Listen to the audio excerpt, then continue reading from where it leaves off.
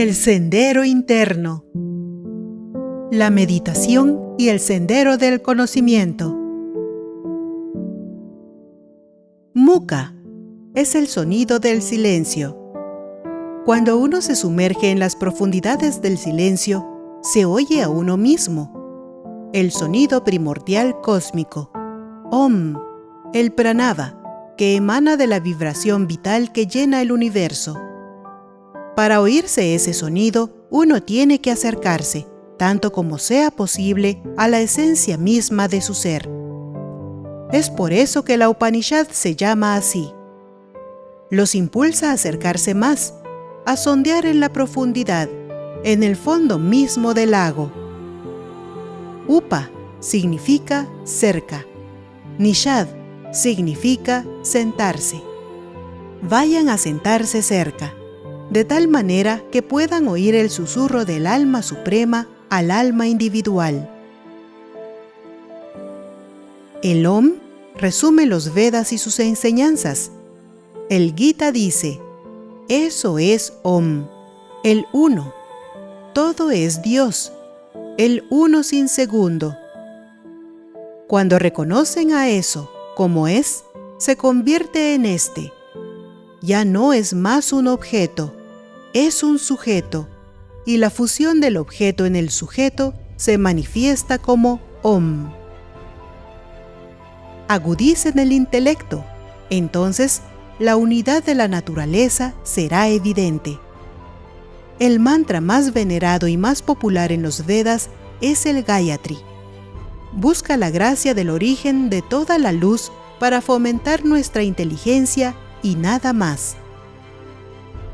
Patanjali define el yoga como el control de las agitaciones de la conciencia interna. Si la mente se aquieta y se libera de las olas que produce el viento del deseo, se convierte en yogi, y el Señor es el yogi supremo, porque Él es el océano que permanece inafectado por las olas que agitan la superficie. Es el mejor medio de alcanzar al Señor del yoga. El precepto es control de los sentidos, no de la respiración. Trasciendan la conciencia de lo múltiple y cultiven la conciencia del uno. Eso terminará con la lucha, la pena, el dolor, como imágenes proyectadas sobre la misma pantalla, como lámparas encendidas por la misma corriente eléctrica, a pesar de la variedad de colores y de voltaje. El mundo es uno, pero cada uno lo ve desde su propio punto de vista, y así aparece como si tuviera muchas caras. Solo el uno existe y los labios lo describen de muchas formas. El mundo material es la manifestación de Dios. Brahman, Dios, significa Braj, o grande, grandioso, lo más vasto. Saraswati, el poder patente, es la diosa de Vak, la palabra, es el impulso de expresar, de manifestar. ¿Cuál es el símbolo de los dedos? El pulgar representa a Brahman, Dios, el eterno, el absoluto, el principio inmanente. El índice, que indica esto y aquello, ustedes y los otros, es el individuo. El sentirse separado y distinto. Cuando las puntas de estos dos se juntan, sostenidos en esta posición, es el gesto de la sabiduría, Jnana Mudra, porque la sabiduría consiste en la fusión del individuo con el uno, con Brahman, Dios. Los otros tres dedos representan el mundo objetivo, Prakriti, que desaparece cuando se efectúa la fusión. Hay tres gunas o atributos de la materia, el sádvico, el rajásico y el tamásico, y por su interacción crean el mundo fenoménico. La respiración lenta y pausada aquieta y calma las emociones. El estado de relajación que se produce por la recitación del Soham es un prerequisito para una beneficiosa sesión de meditación. El deseo es una tormenta. La avaricia es un remolino, el orgullo es un precipicio, el apego es una avalancha, el egoísmo es un volcán. Mantengan lejos todas esas cosas para que cuando repitan el nombre del Señor y mediten, ellas no perturben su ecuanimidad. Donde mejor se efectúa la investigación constante sobre el alma es en las Upanishads, como el río cuyo flujo está regulado por sus orillas para que sus aguas se dirijan al mar, así también las Upanishads regulan y restringen los sentidos, la mente y el intelecto para ayudarlos a alcanzar el mar y a fundirse con el absoluto. Las Upanishads y el Gita solo son como mapas y guías. Tengan la forma del Señor frente a ustedes cuando se sienten a meditar y tengan su nombre, el que hayan escogido, cuando hagan su repetición. La forma oirá y responderá. El único medio para que cesen todas las agitaciones es la meditación en la forma y la repetición del nombre. El secreto es que deben estar como si estuvieran dormidos cuando están despiertos, muy profundamente dentro de ustedes, solo que el dormir está envuelto en maya o ilusión. Despierten de esa ilusión, pero sumérjanse en este sueño que es la verdadera bienaventuranza. La repetición del nombre y la meditación son medios por los que ustedes pueden forzar incluso la concreción de la gracia divina en la forma y nombre que ustedes lo anhelen. El Señor tiene que asumir la forma que escogieron ustedes y el nombre que se imaginan. De hecho, ustedes lo moldean así. Volando de aquí para allá, cada vez más alto, el pájaro tiene que posarse al menos en un árbol para descansar. Así también, hasta los hombres más ricos y más poderosos buscan el descanso, buscan la paz. Sin paz, la vida es una pesadilla. La paz se puede adquirir en un solo lugar, la realidad interna.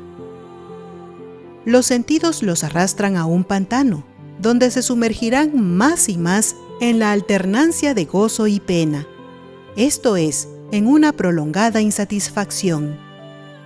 Solo la contemplación de la unidad puede suprimir el temor, la rivalidad, la envidia, la codicia, el deseo, todos los sentimientos que incitan el descontento. Solo la contemplación puede otorgar paz inalterable. Cualquier otro camino solo les dará una falsa alegría. La oración es el verdadero aliento de la religión porque une a Dios y al hombre, más y más con cada suspiro. La meditación es el proceso de escuchar la canción celestial, la flauta de Krishna, con los oídos mentales pendientes de la melodía.